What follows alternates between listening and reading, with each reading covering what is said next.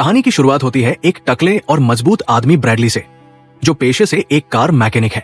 रोज की तरह वो एक खराब कार लेकर गैरेज पहुंचता है, लेकिन वहां पहुंचते ही देखता है कि गैरेज का मालिक बेसब्री से उसका इंतजार कर रहा है।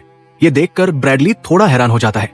फिर मालिक उसे अपने ऑफिस में बुलाता है और तभी ब्रैडली को एहसास हो जाता है कि शायद उसे नौकरी से निकाला जाने वाला है, और उसका अंदेशा सही साबित होता है। मालिक उसे बताता है कि आजकल काम कम है, हालात मुश्किल है, इसलिए उसे निकालना पड़ रहा है। गैरेज आर्थिक संकट से गुजर रहा था, इसलिए मालिक कुछ वर्कर्स को मजबूरन निकाल रहा था, लेकिन असल में ये सिर्फ एक बहाना था। सच्चाई यह थी कि ब्रैडली थोड़ा सख्त और ईमानदार किस्म का आदमी था, जबकि मालिक किसी ऐसे इंसान को रखना चाहता था जो उसकी हर बात पर हाँ में हाँ मिलाए। ब्रैडली ने बिना कोई बहस किए चुपचाप लॉकर रूम में जाकर अपना सामान निकाला और अपनी कार लेकर घर के लिए रवाना हो गया। यहीं से उसकी जिंदगी का असली डाउनफॉल शुरू होता है, एक ऐसा मोड़ जो कहानी के अंत तक उसका पीछा नहीं छोड़ता।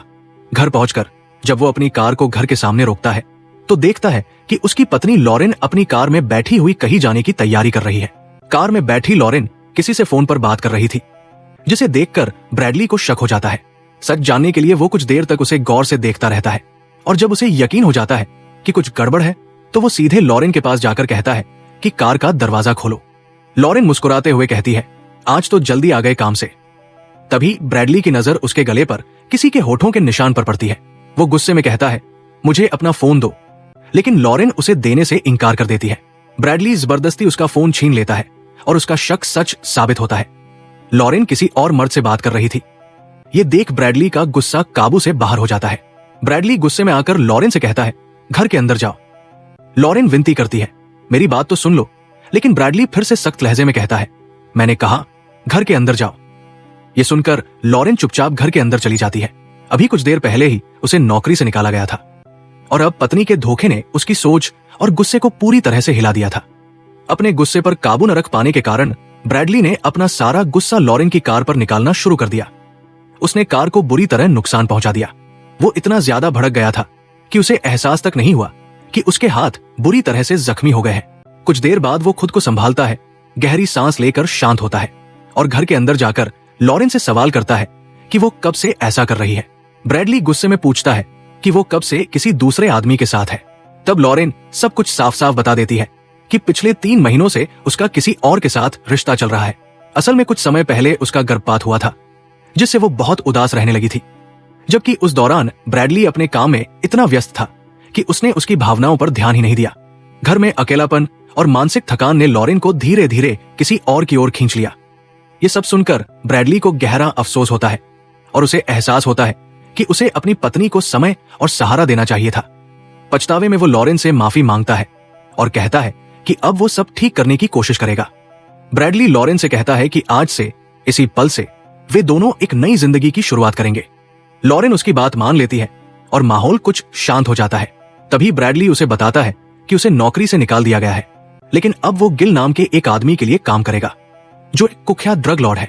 गिल का नाम सुनते ही लॉरेन घबरा जाती है और साफ मना कर देती है। वो कहती है, तुमने खुद कहा था कि तुम कभी गिल के साथ काम नहीं करोगे। इस पर ब्रैडली समझाने की कोशिश करता है और कहता है, हाँ, लेकिन हमारी हालत ऐसी नहीं है कि हम सामान्य जिंदगी जी सके। परिवार चलाने के लिए पैसे जरूरी है और मेरे पास कोई दूसरा रास्ता नहीं बचा। वो वादा करता है कि वो ये काम पूरी सावधानी और जिम्मेदारी के साथ करेगा। कहानी यहाँ से 18 महीने आगे बढ़ती है, जहाँ ब्रैडली अब गिल के लिए काम कर रहा होता है। उस दिन उसका काम एक अपार्टमेंट में जाकर एक ड्रग कुरियर से मिलना था, जो शहर के अलग अलग डीलरों को पैकेट पहुंचाता था। मुलाकात के बाद ब्रैडली उसे उसका सामान सौंप देता है और अपना काम खत्म करके घर लौट आता है। अब उसकी जिंदगी पूरी तरह बदल चुकी थी। वो इस धंधे से अच्छा खासा पैसा कमा रहा था।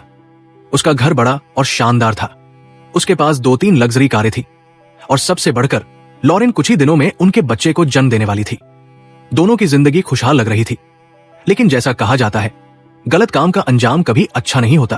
खैर, ब्रैडली लॉरेन को लेकर उनके बेडरूम में जाता है, जहां उनका नया अध्याय शुरू होने वाला होता है, बिना ये जाने कि किस तूफान की आहट पास ही मंडरा रही है। दोनों जब एक दूसरे से बातें करने ही वाले होते हैं, तभी ब्रैडली के फोन पर गिल का कॉल आता है। गिल उसे तुरंत अपने घर आने के लिए कहता है।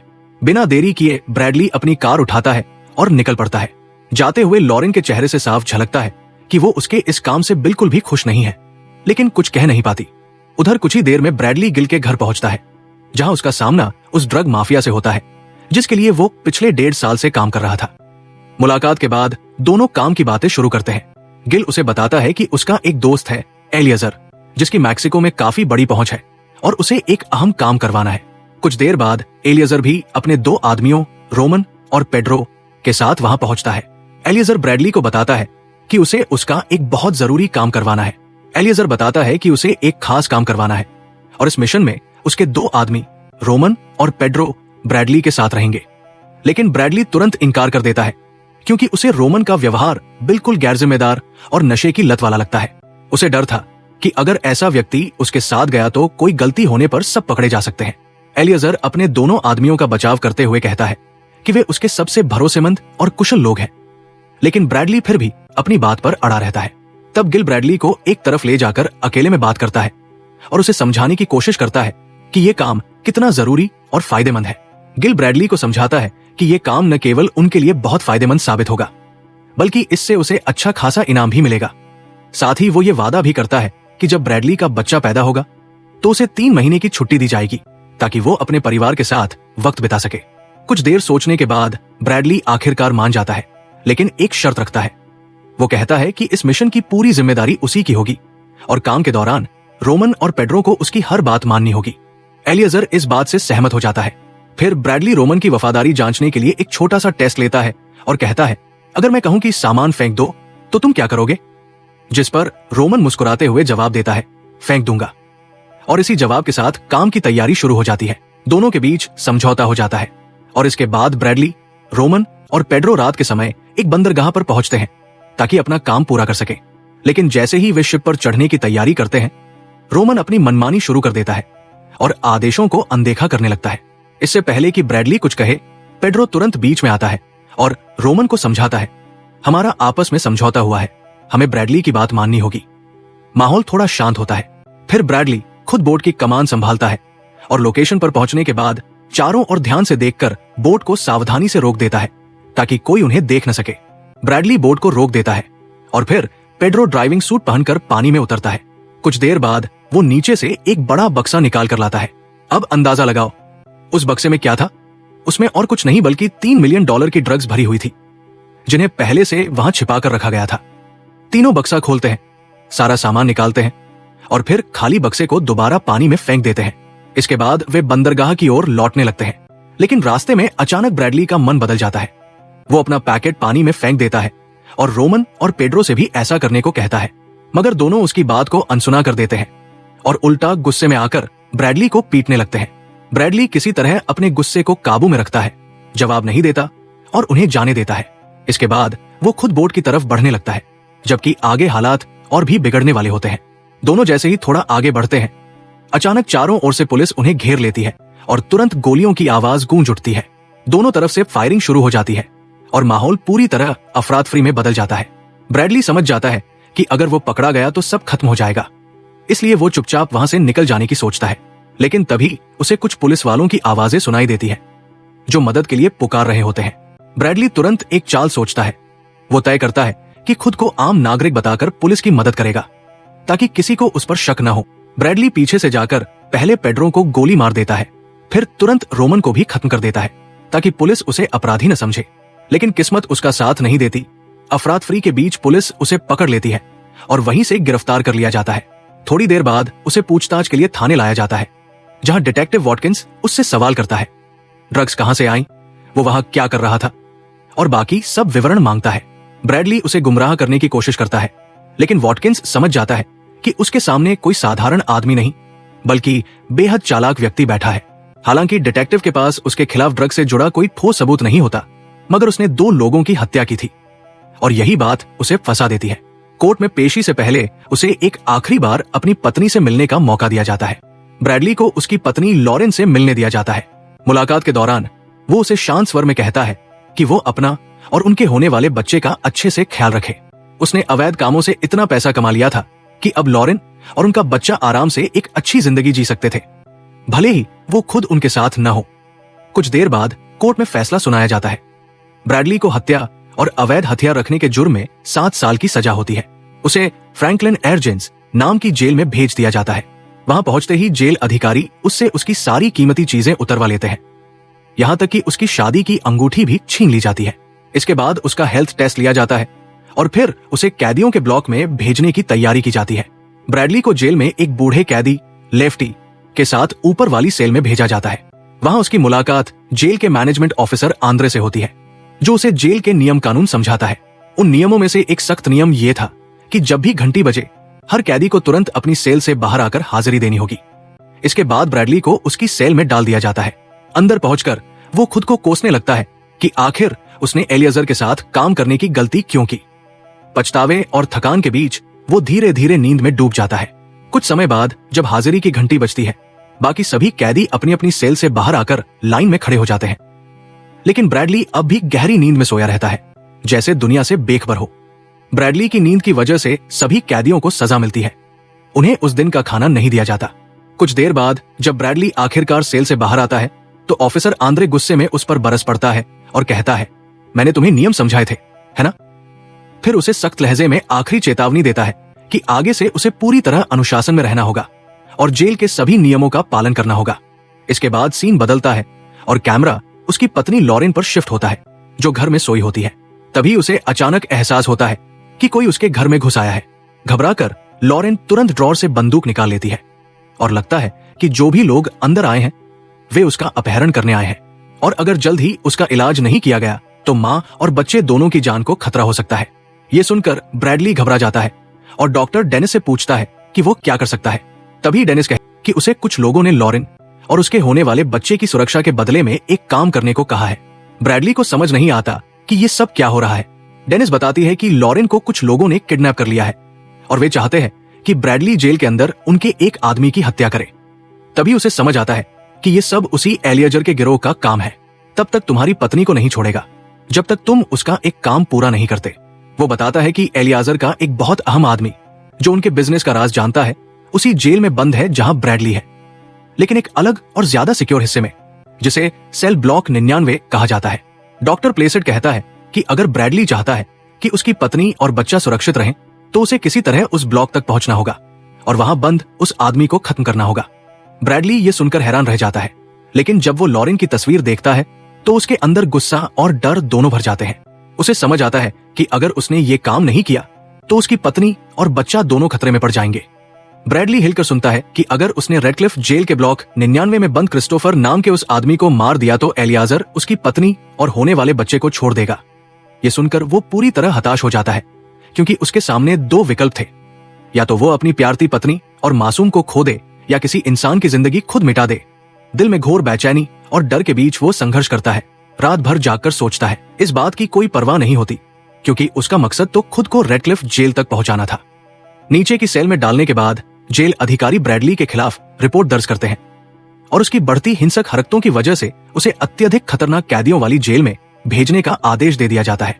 आखिरकार ब्रैडली का प्लान काम कर जाता है और उसे ट्रांसफर कर रेडक्लिफ जेल भेज दिया जाता है, वही जगह जहां ब्लॉक 99 मौजूद है। पुलिस की गाड़ियों के कड़े पहरे में जंजीरों से जकड़ा ब्रैडली उस जेल की ओर बढ़ता है जहां अब उसका सामना ऐसे लोगों से होना था जो किसी भी हद तक जा सकते थे। रेडक्लिफ जेल पहुंचने के लिए ब्रैडली जानबूझकर फिर से लड़ाई शुरू करता है और तीनों गार्ड्स को बुरी तरह पीट देता है। तभी एक गार्ड उसे टैसर गन से बिजली के झटके देता है, जिससे उसका प्लान पूरी तरह सफल हो जाता है।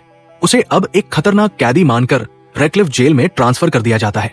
वहां पहुंचते ही उसकी मुलाकात जेल के निर्दयी वार्डन टैग्स और उसके 4 आदमियों से होती है। टैग्स उसे चेतावनी देता है कि यहाँ आकर उसने अपनी जिंदगी की सबसे बड़ी गलती की है, क्योंकि रेडक्लिफ जेल बहुत सख्त है और इसकी सुरक्षा इतनी कड़ी है कि यहाँ से कोई भी बच नहीं सकता। और वहां उसे कहा जाता है कि यहाँ तुम्हें नर्क जैसी सुविधाएं मिलेंगी। इसके बाद ब्रैडली को मेडिकल जांच के लिए ले जाया जाता है। जांच पूरी होने के बाद उसे ब्लॉक 99 के बजाय ब्लॉक 59 में भेज दिया जाता है। अपनी नई सेल देखकर ब्रैडली दंग रह जाता है। उसे वार्डन टैग्स की बात याद आती है, यहाँ तुम्हें नर्क जैसी सुविधाएं मिलेंगी। उसका सेल बेहद गंदा और बदबूदार था, क्योंकि पिछले कैदी ने वही गंदगी फैलाकर छोड़ दी थी। बदबू इतनी भयानक थी कि सांस लेना भी मुश्किल था, लेकिन ब्रैडली अपने परिवार के लिए ये सब सहने को तैयार था। उसने चुपचाप अपनी बनियान उतारी, उससे अपनी नाक ढकी और उसी हालत में सो गया। कुछ देर बाद एक गार्ड उसके सेल की ओर आता है। दरवाजा खटखटाकर गार्ड ने ब्रैडली को 60 मिनट के लिए बाहर जाने की अनुमति दी, ताकि वो थोड़ी ताजी हवा ले सके। बाहर निकलते ही ब्रैडली क्रिस्टोफर को ढूंढने लगता है। तभी उसके पास एक आदमी आता है जिसका नाम डेरेक था। ब्रैडली उससे पूछता है, क्या तुम क्रिस्टोफर को जानते हो? यह सुनकर डेरेक तुरंत जवाब देता है कि रेडक्लिफ जेल में क्रिस्टोफर नाम का कोई कैदी नहीं है। यह सुनकर ब्रैडली हैरान रह जाता है।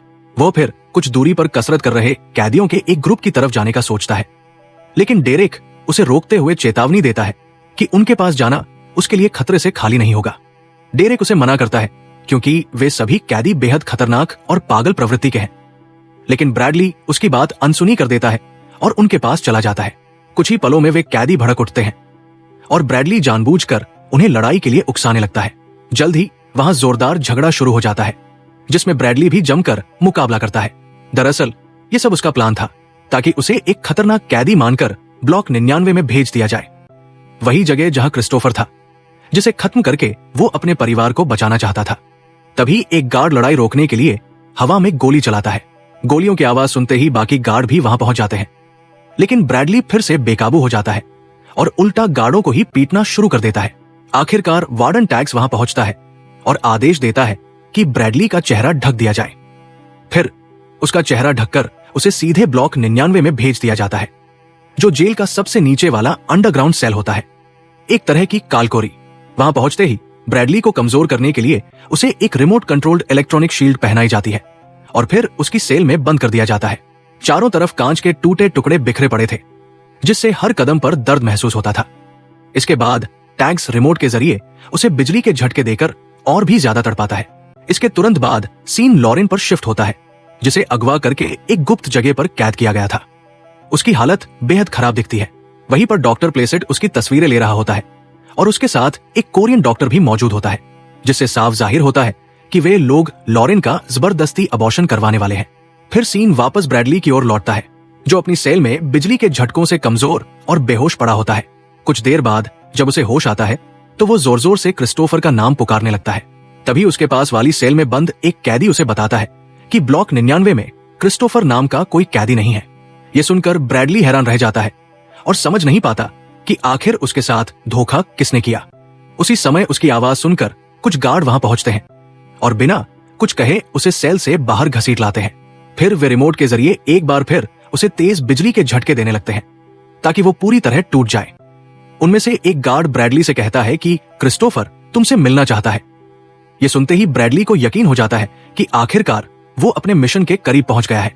लेकिन जब उसे उस सेल में ले जाया जाता है तो वहां का नजारा देखकर वो दंग रह जाता है। वहां क्रिस्टोफर नहीं बल्कि एलियजर और वही साइको कैदी मौजूद थे, जिसे ब्रैडली ने कुछ समय पहले पीटा था। यहीं पर कहानी का बड़ा राज खुलता है। दरअसल क्रिस्टोफर नाम का कोई इंसान था ही नहीं। ये सब एलियजर की बनाई चाल थी ताकि ब्रैडली को धोखे से ब्लॉक 99 में लाया जा सके और उससे बदला लिया जा सके। एलियजर को ब्रैडली की वजह से $3 मिलियन का भारी नुकसान हुआ था और उसी घटना के कारण वो खुद भी पकड़ा गया था। ऊपर से ब्रैडली ने पैड्रो को भी मार दिया था, जो एलियजर की बहन का बॉयफ्रेंड था। इसलिए अब एलियजर ब्रैडली से बदला लेने के लिए किसी भी हद तक जाने को तैयार था। उसने जेल के कुछ गार्ड्स को भी पैसे देकर अपने साथ मिला लिया था। इसके बाद गार्ड्स बार बार ब्रैडली को बिजली के झटके देते हैं ताकि वो पूरी तरह कमजोर पड़ जाए।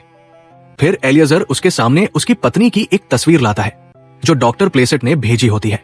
तस्वीर दिखाते हुए वो ताना मारता है कि अब न तो तुम बचोगे और न ही तुम्हारा परिवार।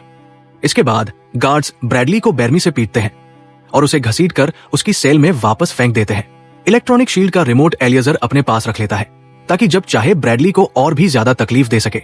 लगातार एलियजर रिमोट के जरिए ब्रैडली को बिजली के झटके देकर उसे दर्द में तड़पा रहा होता है। अब ब्रैडली पूरी तरह टूट चुका था। उसका शरीर कमजोर पड़ गया था और मन निराशा से भर गया था, क्योंकि अपने परिवार को बचाने की सारी कोशिशें बेकार होती दिख रही थी। तभी वो अपने पास वाली सेल के कैदी से बात करने लगता है और बातचीत के दौरान उसके दिमाग में एक तरकीब आती है। वो अपने जूते की सोल निकालता है और उसे अपनी इलेक्ट्रॉनिक शील्ड के सेंसर पर चिपका देता है, जिससे झटकों का असर पूरी तरह बंद हो जाता है।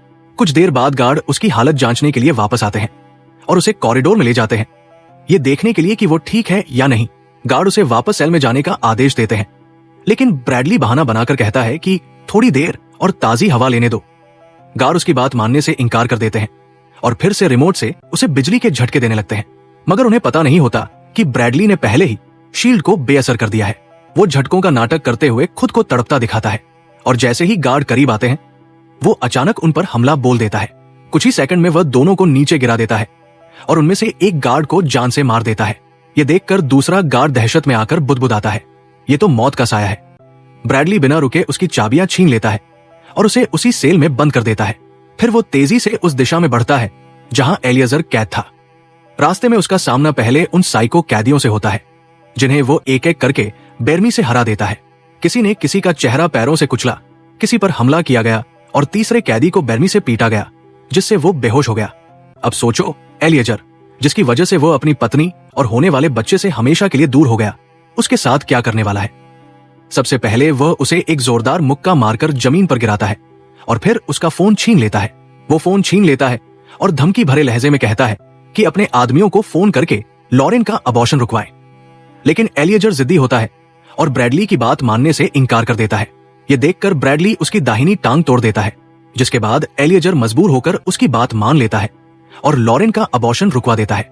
ब्रैडली ये भी कहता है कि लॉरेन को सही सलामत गिल के पास पहुंचा दिया जाए। इसके बाद वो एलिएज़र को घसीटते हुए अपनी सेल में लाता है और गार्डों के साथ उसे अंदर डाल देता है। लेकिन जैसे ही वो सेल का दरवाजा बंद करने लगता है कि तभी टैग्स और उसके आदमी वहां पहुंच जाते हैं। टैग्स अपने दोनों आदमियों के बारे में पूछता है। ब्रैडली शांत लहजे में जवाब देता है कि उसका एक आदमी मर चुका है लेकिन दूसरा अभी जिंदा है और अगर उसने दरवाजा खोला तो वो उसे भी खत्म कर देगा। दरअसल ब्रैडली गिल के फोन का इंतजार कर रहा होता है ताकि उसे यकीन हो सके कि उसकी पत्नी अब सुरक्षित है। दूसरी तरफ एलिएज़र के कहने पर डॉक्टर प्लेसेड और वही कोरियाई डॉक्टर ब्रैडली की पत्नी को लेकर गिल के पास पहुंचते हैं और उसे सही सलामत उसके हवाले कर देते हैं। डॉक्टर प्लेसेड ने एहतियात के तौर पर गिल पर बंदूक तान रखी होती है ताकि वो कोई चालाकी न करे। लेकिन जैसे ही दोनों कुछ दूर बढ़ते हैं, गिल अचानक स्नाइपर निकालता है और डॉक्टर प्लेसेड के सिर पर गोली चला देता है। फिर लॉरेन उससे स्नाइपर लेकर उस कोरियाई डॉक्टर को मार देती है जो उसका अबॉर्शन कराने आया था। इधर ब्रैडली को गिल का फोन आता है जो उसे बताता है कि लॉरेन अब सुरक्षित है और अब से वो उसकी देखभाल करेगा। इसके बाद गिल लॉरेन को फोन देता है। फिर ब्रैडली अपने होने वाले बच्चे के लिए आखिरी शब्द कहता है, बड़े होकर एक अच्छा इंसान बनना, स्वस्थ रहना, समझदार रहना और एक अच्छी जिंदगी जीना। ब्रैडली बहुत उदास होता है क्योंकि वह जानता है कि अब वह अपने बच्चे को कभी नहीं देख पाएगा।